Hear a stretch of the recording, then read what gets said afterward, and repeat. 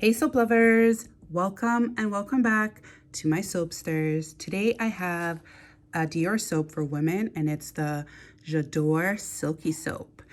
This is it.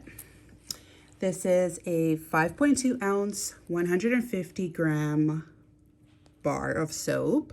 It's round in shape, so it's round in the front and then it's flat on the bottom. So here it is. Here's the soap.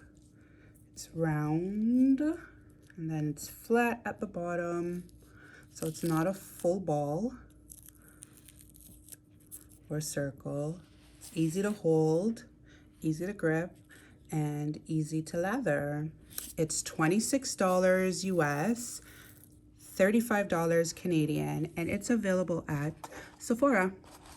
It's a strong scent, a fragrance mix of ylang essential oils and cotton nectar.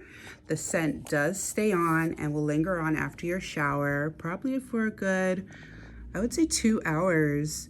It will stay on your body. It matches the perfume, also from Dior, the J'adore perfume. And here's a look at the box. That's how it is. On the inside, it comes in the protector for the soap. So let's pop it up. The ingredients are listed on the bottom.